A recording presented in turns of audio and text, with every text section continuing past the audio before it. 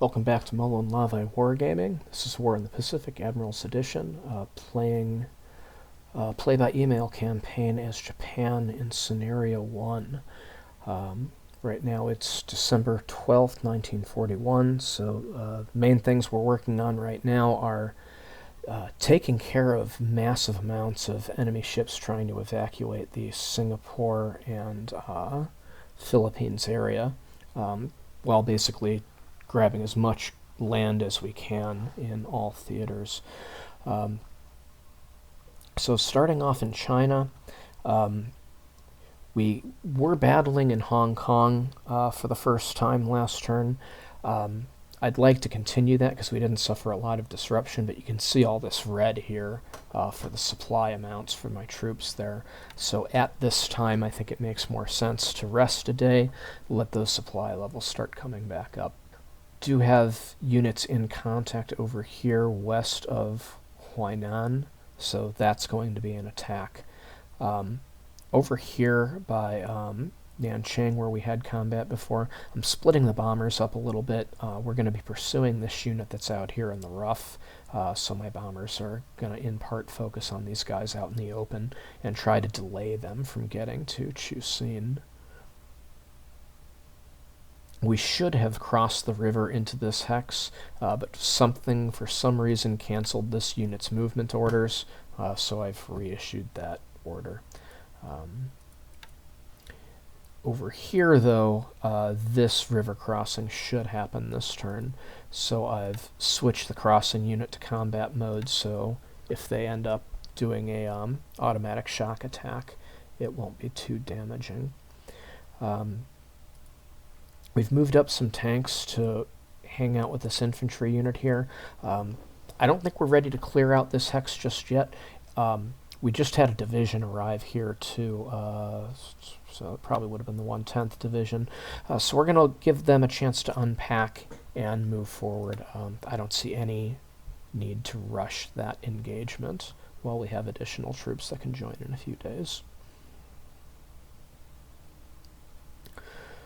Moving on to Malaya, one possible point of concern here, these guys at Aylor Star have been moving for a few days, and our units here between Georgetown and Patani are a whole lot more tail than tooth. So I'm going to pull my bombers off, the units by Kuantan and Kotabaru, and we're going to bomb them instead. So hopefully we'll disrupt them enough that they'll be knocked out of move mode, so we don't end up having these mostly support units get hit. And even if they do, they should hopefully be too disrupted to do anything. As much as I'd like to move out of Georgetown and into Taiping, Georgetown has a garrison requirement, so I don't want to move the tanks out just yet until we get more stuff over there. Good news, these are major roads connecting Georgetown to the space between Patani and Kotabaru, and we've got 3 infantry regiments in there moving through. So they should get there pretty quick. And we also have the Imperial Guards Division that's about to arrive in Kotabaru via rail. Of course, the most important thing going on in Malaya is the Mersing Gambit. The enemy's taken a lot of fighter and bomber casualties. I don't see any indication that they're trying to push back with naval forces in this area at all, in spite of intermittent reports on cruisers being contacted. Basically what that means is it's looking pretty good for going into Mersing, so I've given the order. The Mersing invasion force is right here now, so they're going to go ahead and pick up the heavy task force from Kuantan. The task force in Kuantan is pretty much done anyways. They've completely unloaded except for a small amount of supplies, so they're going to pull out. So Malaya Heavy Cover Task Force here will switch its charges. And then I've moved as many fighters as possible into Kuantan itself, and they're going to be providing plenty of cap for this, really for the covering force. because the battleships are what's going to draw the airstrikes more likely than anything else. So yeah, we're going in, and let's check the range again. They're just 4 hexes out, so that's 2 phases of movement. So we should be there. I guess that would be at the end of the morning phase next turn. To provide a little bit of extra cover, I've ordered the heavy task force down here to patrol out into the open over in the strait, although I didn't notice before that they were kind of being a little bit intimidated. There's some risk they could suffer an airstrike, but I think they're so depleted that I'm just not really worried about it. And they're not even being tracked. These guys have no detection level, which is kind of interesting. I've also split off a light cruiser and a couple destroyers to just kind of move into this area and start to engage some of these task forces. Can't let the subs have all the fun, right? Meanwhile, we'll be having our deliberate attack taking place at Sambas, where we badly outnumber them. I'm also starting to pick up these troops at Brunei, so we can just drop them off right next door. I'm a little concerned that there may be destroyers right over here, but there's really nothing we can do about it. I sure hope they don't pick these guys off, since it's one of my few unescorted groups. But there really isn't a whole lot we can do about it besides maybe have them kick to the east a little bit, since these guys are probably trying to evacuate. Yeah, I mean, they may have an intercept there if that's what they're going for. So turning to the Philippines. So moving the mini KB over east to try to rearm, that was a mistake yesterday. They're out of torpedoes, but they're not out of bombing sorties. So rearming was pretty much unnecessary, and really the reason why I did it anyways is I figured they'd still be launching airstrikes while they were on their way to Babel, and that didn't happen. So I'm actually just going to abort the rearmament altogether and just have them move right back into the mix. And of course they've got their little detachment that's following them, so hopefully they can smash up anybody they encounter.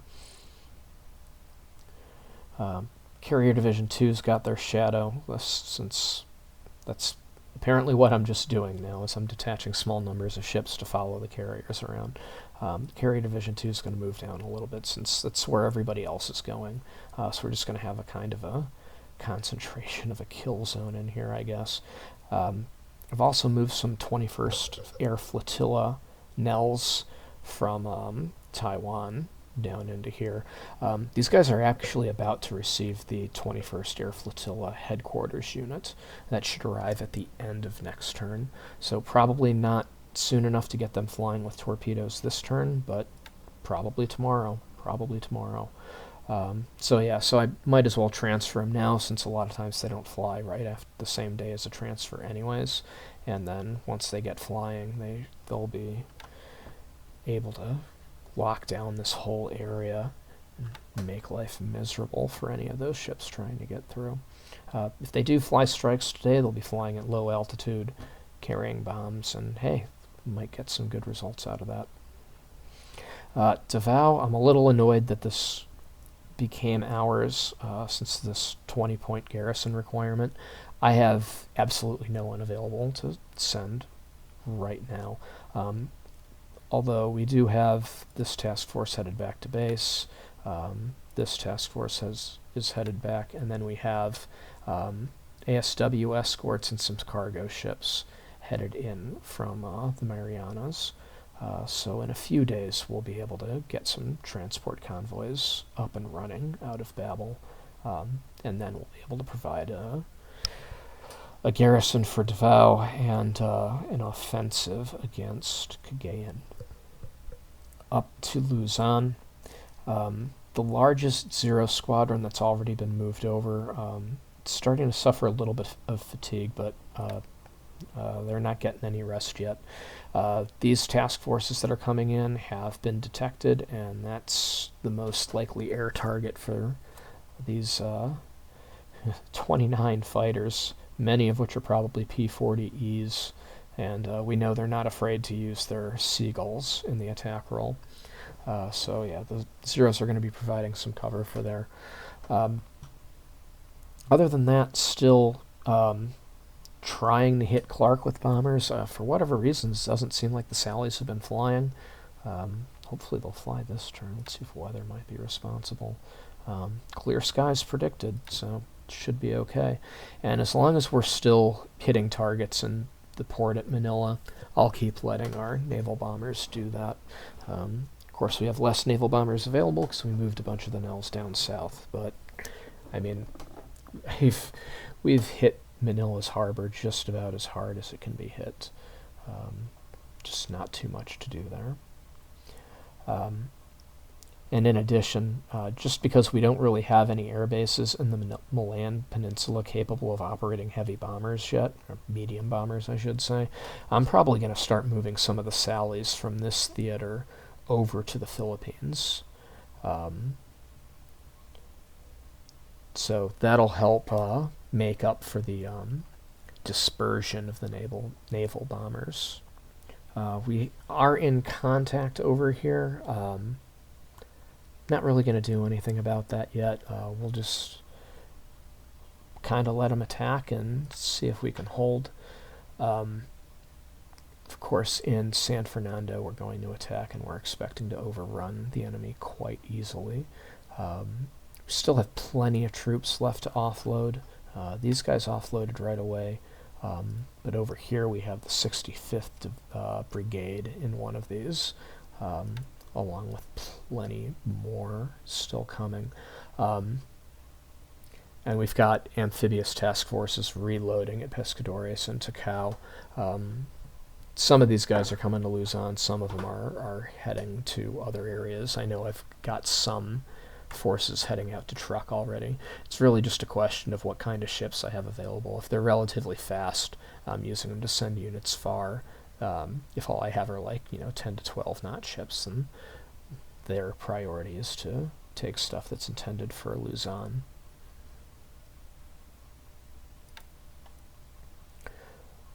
Over here in Dutch New Guinea, we've got 2 bases ready to take over. One point of possible concern is the Rabaul task force has been spotted. So we haven't seen any real resistance of any kind, but this is the first indication of any sort of readiness at all that we've seen here, so just something to keep an eye on. Heavy Surface Task Force is basically a day out from Truk, so probably 3 days out from Rabaul, I'd call that. Kido Butai is over here, about to reach the Gilbert Islands. So they're in position to get here in a hurry if that's what's needed. We had a whole bunch of submarines arrive at Truk, so they're getting refueled. These are short-range submarines, and I've assigned them basically to cover the Solomons area. So within a few days, I should basically have a line of submarines stretching from Port Moresby to call that the eastern tip of the Solomons, to acknowledge how the map is tilted. And I guess the last thing to mention is the Tayo has arrived in the vicinity of the Marshalls, close enough to take on the Claudes from Roy Namur, so they're heading back to Japan to have those traded out for Zeros.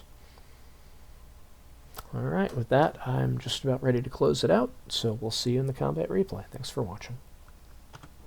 And here we go, combat replay for December 12th, now in progress.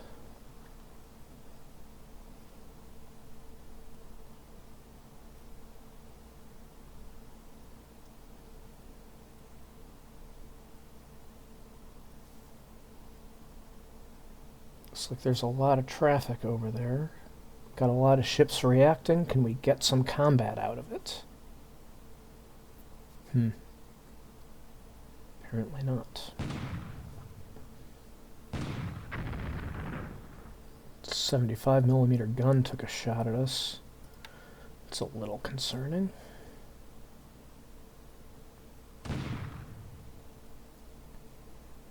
No such heavy artillery at Sambas.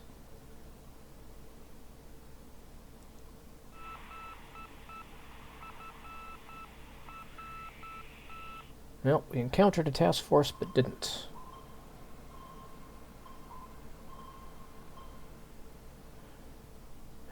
Missing an opportunity to take out a Dutch sub in shallow water.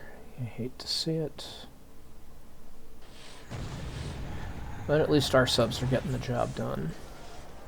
So that's the Silver Beach, heavy damage. No fire, and it's right outside Batavia, so good chance this one can survive. Okay, there we go. We got this cargo ship. Can go ahead and skip that. He's gonna die.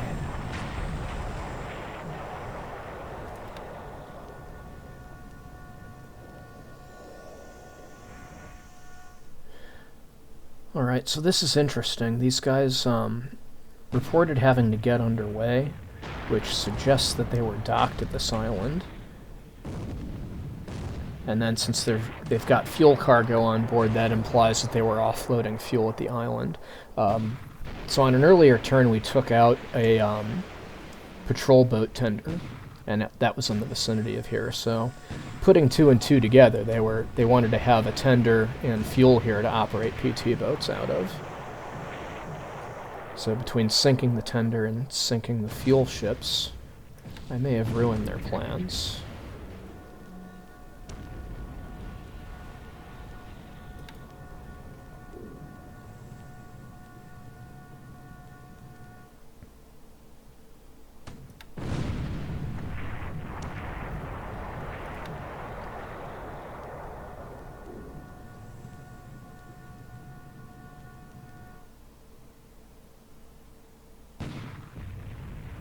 Is that this? Yeah, okay, that's the Silver Beach again, so we're going to finish her off with gunfire, apparently. Gunfire and a torpedo. Hopefully just one.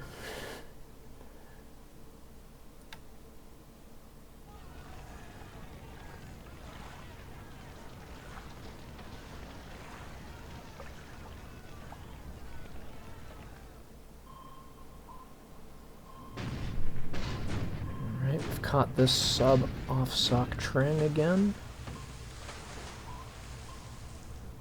We're unable to deal any damage to it.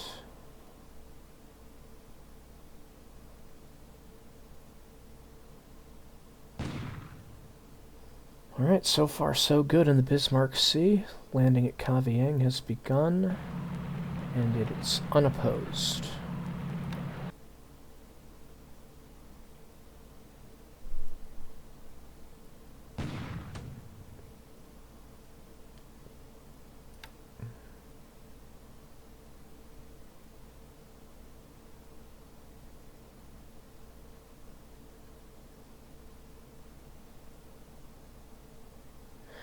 Alright, well, we didn't get any naval combat around the Philippines, so hopefully now that the sun's up we can get some airstrikes.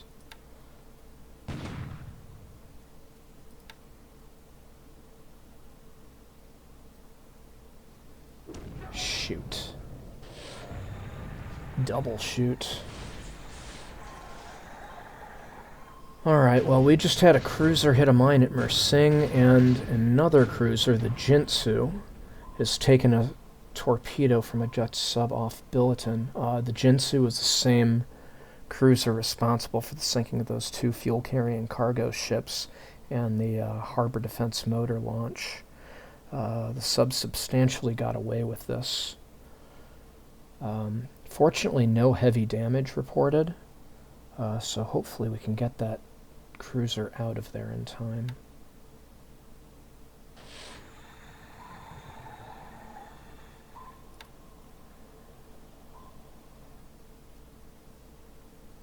Yeah, of course the naval encounter that we do have here in the Philippines Sea is with our carriers instead of with our surface combat task forces that are being told to hunt those stray enemy ships down.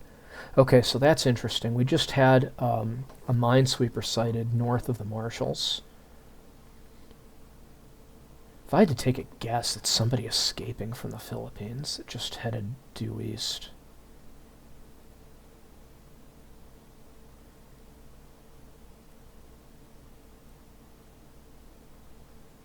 And I do have a cruiser kept in reserve in the Marshalls, so maybe that's something I can do for next turn. Just hunt that guy down. Of course, what should happen is the Betty should go out and attack him. Alright, so that looked like 10 P-40s that are going to be on defense here. I expect we'll get them all. Well, not all of them, but I don't expect they'll be able to get to the Bettys.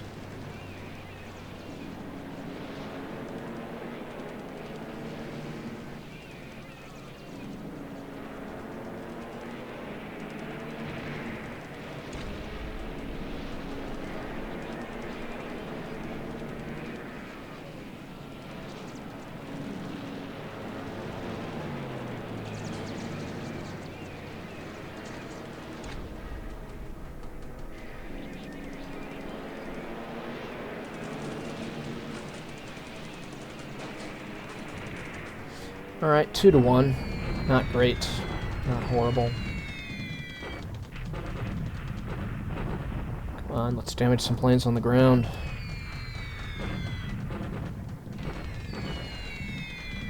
Alright, thunderstorms in the Hex, so that's a bit of a problem. We'll call that moderate damage from hits.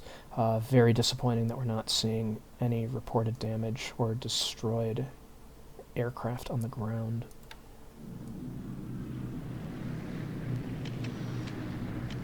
Yeah, great. Alright, so they've got a cap on Manila, and our sweep did not arrive on time, and nobody escorted them.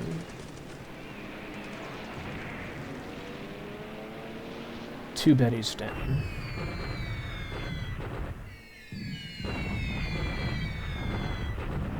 Moderate rain, so it's not nearly as bad as the thunderstorm. Destroyer Perry's been hit. Heavy fire, heavy damage. Probably means he's dead.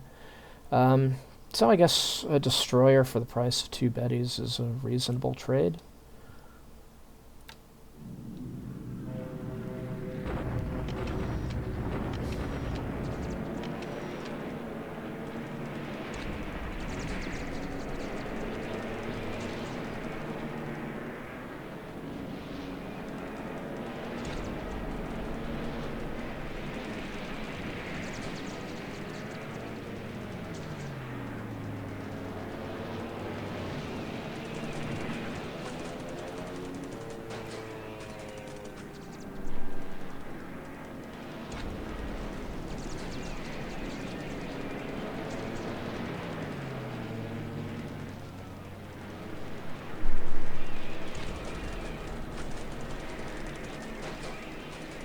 Not too bad, 4-0.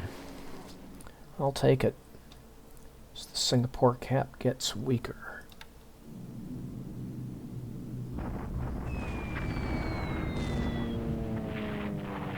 Heavy fires heavy damage on the subtender. It's probably a kill. Still got a little bit of a cap defending Clark.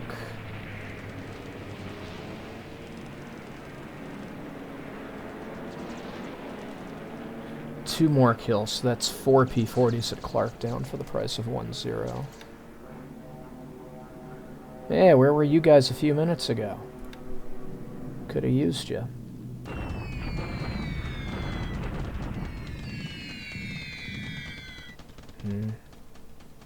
So I noticed we didn't take any flak damage there. Bombing from 20,000 feet, just 2 runway hits. Granted, you know, we still have thunderstorms, but I think I need to consider reducing altitude here. And maybe 15,000's a better altitude to bomb from. I think the Bettys earlier this turn were bombing from 15,000, so they had much greater success, even with the thunderstorms, and they didn't take any flak losses.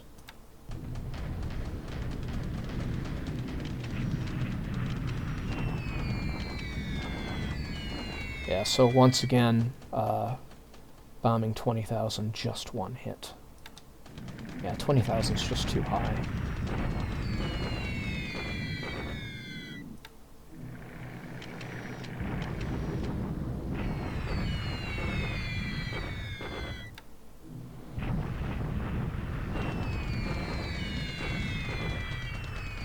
Although 15,000 is apparently too low for Hong Kong. That's the second IDA we've lost to flak.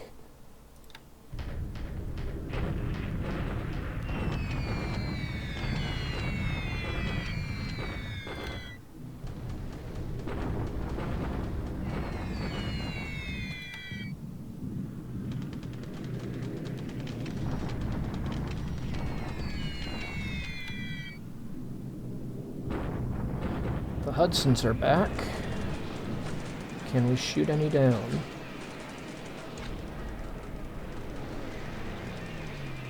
Nope. Moderate rain. No damage. Yeah, so between being harassed by fighters and bad weather, completely ineffective raid. Looks like these guys are flying out of Sinkawang. Interfering with the Mersing Gambit. You can see we've got a pretty substantial cap protecting. We shoot one of them down and rout the rest of them, so that really didn't deplete our cap at all. So that's good news so far for the Mersing Gambit. So far the only rub is that we managed to hit a mine.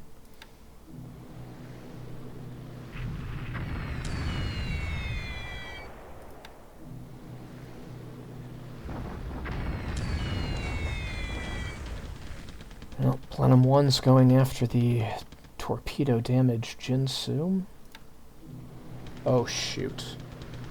These guys can be a lot more effective. Yeah, 500-pounder, 2 500-pounders.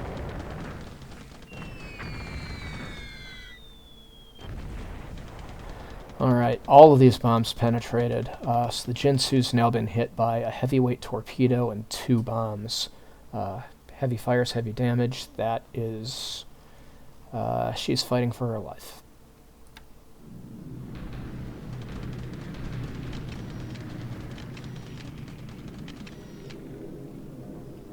Alright, we got P-40s flying out of Cagayan, it looks like, defending somebody. Just an AKL. 2 AKLs. Maybe a third?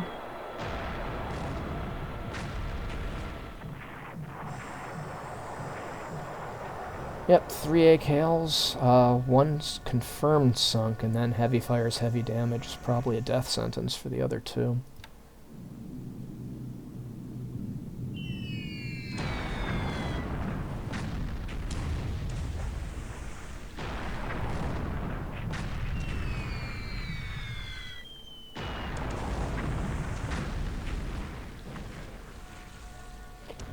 And 1 more AKL with some overkill.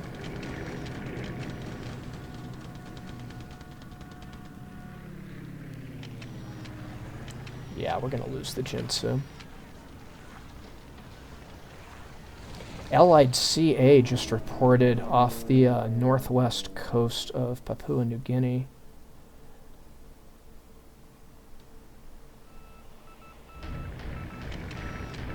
Got plenty of carriers in that area. Oh, shoot. Alright, so these B5N1 Kates are from the mini KB. We don't have any zeros with those ships. They're all carrying Claudes, and the Kates are not range restricted to stay within the Claude's range. So we're seeing the problem with that here.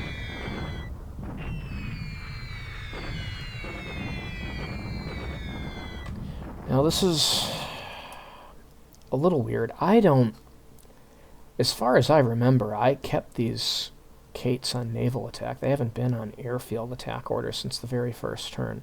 So that's something that I need to fix. On the other hand, if there's this many P-40s flying out of Cagayan, an airfield strike is kind of exactly what I want to do.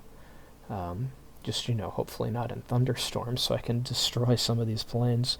I don't know. Maybe I can just sweep them. If they're going to stay in the air, they'll be in the air for me to kill.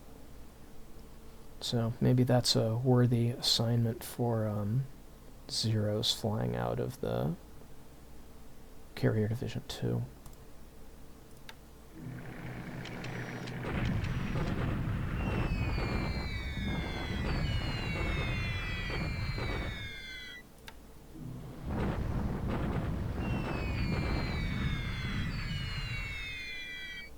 Nice. 142 casualties.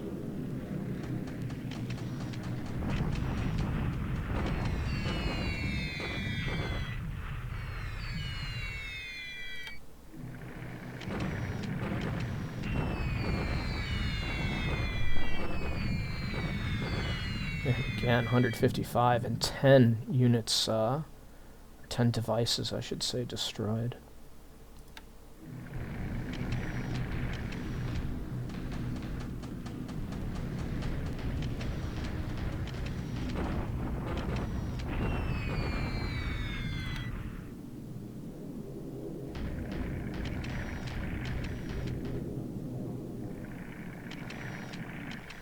Oh, looks like Kugayan's out of P-40s.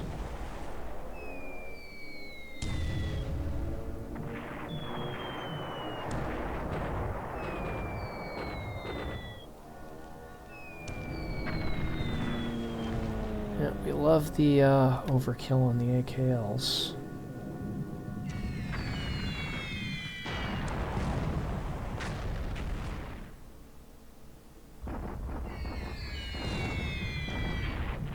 And gonna finish off this sub-tender that's probably already doomed. At least we got its escort as well. So, more good news for us.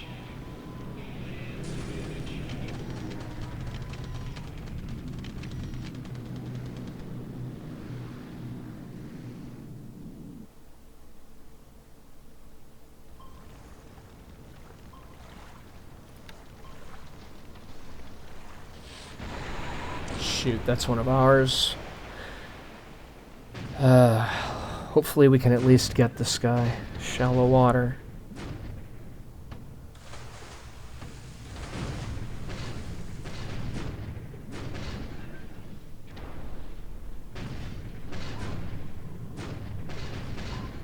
He's gonna get away with it. Alright, so this AKL is carrying troops, probably landing at Miri. Yeah, so we're going to lose some troops here. There's really no way around it. Yeah, so some of the people were rescued by other ships in the task force. And there goes the Jinsu.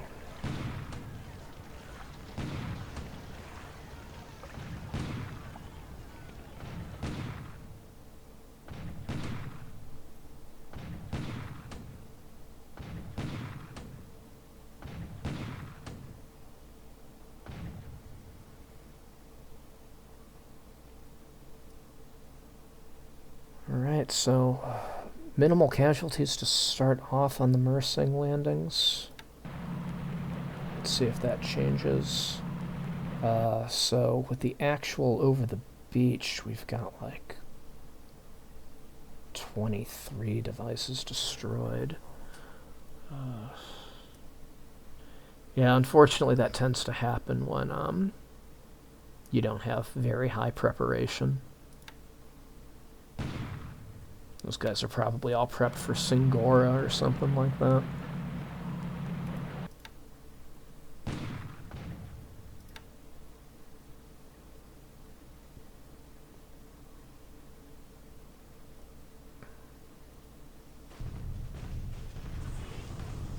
Right, looking good here. Lots of excess attack power.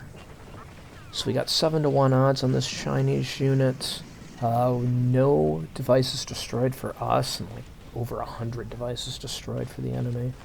Or maybe just slightly under 100. because math. San Fernando looks like this is going to be overwhelming. Yes, so overwhelming that the only enemy unit present surrenders. 11th PA. So yeah, that's like, whew, 2, 3, like 400 units or 400 devices destroyed. India falls with no resistance. Sambas, we've got outnumbered pretty badly. Okay, so forts go down to level 0. Assault odds were just 1 to 1. So that's a little concerning. We may not have what we need here. Let's look at the casualties. So casualties are pretty even. We did have a unit destroyed, and they didn't. Combat squad disablements are even at 3. So, I mean, it basically means it's going to be the same tomorrow. Fatigue notwithstanding.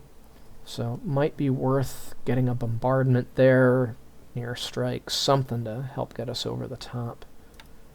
Or even just more troops. Yeah. Allied bombardment at Hong Kong isn't doing anything. So Mersing, they've got 80. 72nd Australia Brigade. Yeah, that shelling did not go the Allies' way. They just disabled 6 of their own squads. Sambas bombarding does nothing.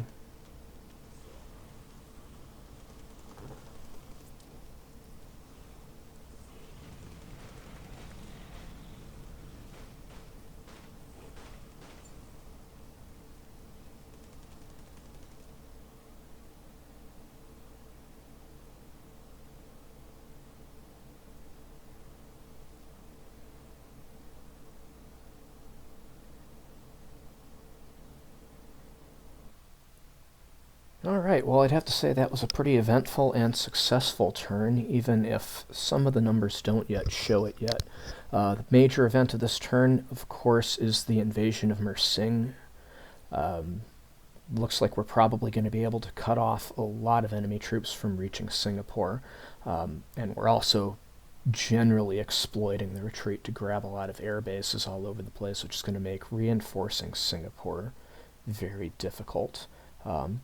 So one of my early campaign goals is to have Singapore fall before the year ends, and at least for the moment it looks like we're on track for that.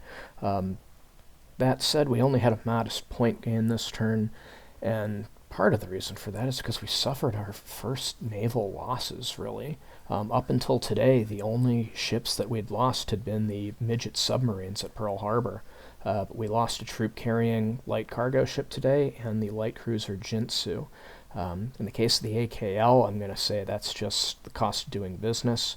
The loss of the light cruiser, I'd say, is a case of me getting a little bit too aggressive, letting my forces go out a little too far. So basically the gain that I got from having these task forces wander out was I sank, it was like 2 or 3 AKLs plus an HDML, and potentially disrupted the formation of a PT boat base at Billington. At the price of a light cruiser, I'd say that probably was not worth it. And the loss of the cruiser probably could have been prevented with air cover, which could have happened with fighters flying out of Kuching. Looking over the overall air losses really quick, although the total numbers are close, I'd actually say this is a good day in the air for me. You'd see a lot of the reason they're even is because I took a lot of operations losses, and that's kind of just the cost of doing business, kind of the cost of being on offense more than defense, especially when you're taking flak and operational losses like that, and losses to bomber forces. On the enemy's side, of their 11 losses, you can see right up there at the top, 9 of those are fighters. Those fighters desperately needed to defend Luzon and Singapore right now, so those numbers are continuing to decline. and it's going to be putting them in a tough spot going forward. Meanwhile, the losses that I'm taking, a few planes here and a few planes there, aren't significantly decreasing my operational capabilities in any theater. And then just taking a quick look at the enemy ships.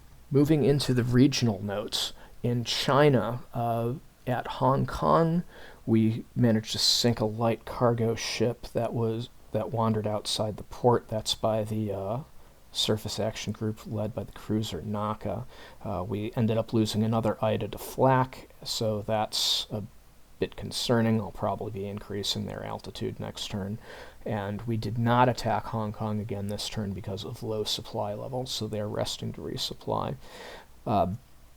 Moving further north, the Hudsons reappeared to attack the 6th Division near Wuchang. Our Nates didn't accomplish anything this time around, but there was also no damage to our troops on the ground. Finally, in China, we made a deliberate attack on a core strength unit near Huainan. We routed the enemy there, taking 0 devices lost while destroying 99 of theirs. Moving over to the Malayan theater and working down through the events, roughly north to south. Off the coast of Indochina, there is an Allied sub that's, he's been there for a few days now, trying to cause problems. So that sub was detected trying to attack an amphibious squadron that's bound for Patani right now. The Mersing invasion began. We paid a little bit of a price for that because the light cruiser Kinu hit a mine. The damage to the cruiser is moderate, and it's still able to perform its duty, so we're not going to detach it. We're not going to have to escort it with any destroyers and compromise the integrity of the operation up at the front. There was very little resistance other than those mines. On the ground, there's the Australian 22nd Brigade. At this time, it looks like they have about 91 attack value, or assault value, I should say. That's not going to hold. And then 6 Dutch bombers, I believe, flying out of Palembang, made an attempted strike. Our cap handled them pretty easily, shooting one of them down and forcing the rest to turn tail and run. We had a sweep over Singapore. They had 8 Buffaloes on cap. Significant reduction from a few days ago. If memory serves, it was 17 yesterday. So it's down to 8. So you can see how these numbers are not working out for them. And of those 8 Buffaloes on cap, we shot 4 down. We took no losses. Then, of course, there's the sad tale of the detachment of the Southern Heavy Covering Force. So they worked their way south to Billington. Along the way, the destroyer Horatio detected the Dutch sub K-13. The K-13 managed to evade the Horatio, and the Southern detachment moved on. They reached Billington. They ambushed a pair of light cargo ships that were apparently offloading fuel at Billington, or Billiton, whichever it is. We sank both of those, and then there was a harbor defense motor launch that came out to cause trouble, so we sank that too. At that point, they started working their way back to the regular patrol area, and they ran back into the same submarine that had already been detected. But this time, the K-13 got into attack position and put a torpedo into the side of the Jinsu. It then escaped once again, taking only the slightest damage from a near miss from one of those destroyers escorting the task force. And at that point, the dinner bell was pretty much rung for all the bombers that hadn't flown in the area. So they were attacked by 3 Blenheims. The medium bombers, level bombers, of course, do nothing. But then following that, there were 2 Swordfish and 5 Wildebeest flying out of Palembang. They were able to get 2 hits on the Jinsu, 1 hit on the Horatio. Armor did not stop any of those hits. So the Jinsu ended up being hit by a torpedo and 2 bombs overall, and that was all she wrote. She foundered for a little bit on fire, but succumbed to those injuries by the end of the turn. The Horatio, on the other hand, is okay. The damage from that bomb appears to just be superficial, so they're just going to be rejoining the Southern Covering Force tomorrow. Moving a little east at Sambas, our landings there are ongoing and essentially are complete. We made a deliberate attack on the defending enemies there. That managed to bring the forts from level 1 to 0. Each side had 3 combat squads disabled or destroyed, so the assault odds, which were about 1-to-1, are going to remain 1-to-1. So we're basically like right on the knife's edge in terms of whether we're going to be able to take them or not in coming turns. And finally, all the way south near Batavia, we had a sub that picked off a cargo ship. In the Philippines, landings are continuing at San Fernando, and San Fernando itself was captured. The 11th Philippine Army Division surrendered in full. That was 451 devices destroyed for 0 devices of ours lost. Moving a little further south, the enemy finished their mine clearance operation at Lubang, and over at Mabuan, our reinforcements have landed, so our paratroopers should be safe going forward. A bunch of airstrikes, kind of a tale of 2 different altitudes and forces. The Navy raided Clark with 25 Bettys. They had 0 escorts with them. That's 0 the fighter, not 0 the number. We managed to shoot down 4 P-40s that were on defense while losing 1-0. The Bettys did moderate but still disappointing damage to the airfield, in part due to bad weather. The Army came in next. They actually had more bombers than the Navy did, but they came in at 20,000 feet instead of 15,000 feet, and they scored so few hits on the airfield, I would just call that strike a complete failure. Over at Manila, we had 25 Bettys that attacked the harbor there. They did not draw any of the escort fighters. All of the escort fighters flew with the Bettys that went to Clark. There were also 6 Zeros that were supposed to sweep Manila, but in spite of them launching from a base that was probably 3 or 4 times as close, the sweep arrived late. So we ended up facing a bit of a cap over Manila, resulting in the loss of 2 Bettys. The Bettys were able to strike the base after that, and they sank, or at least crippled, a single destroyer after sinking or hitting it with an 800-kilogram bomb. Overall, I'd say that was still very light damage compared to what 25 Bettys should be capable of doing. There were several other airstrikes. Vals from Catabo crippled a submarine tender off Samar. That was later finished off by Cates from Carrier Division 2. The Cates also took care of a PG that was escorting the tender. Carrier Division 2 also had sorties against 3 AKLs off Cagayan, sinking or crippling 3 of them, while also shooting down a P-40 that was defending them. And then further south, they sank an AKL off Malukas. Baby KB sent a massive raid of Cates against Catabo's airbase. This was a mistake on my part. I had accidentally left the secondary orders as airbase strike from all the way on December 7th and hadn't noticed yet. They ran into 8 P-40s on cap, resulting in 2 Cates being shot down, and the damage to the base was minimal.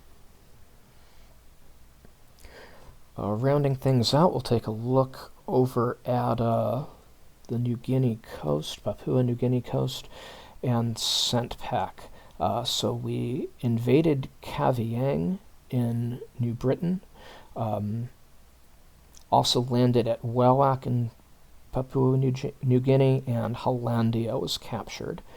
In the Marshalls, we have multiple contacts, 1 north, 1 south. Both of these are 2-ship contacts, all unclassified, and both of them are headed east.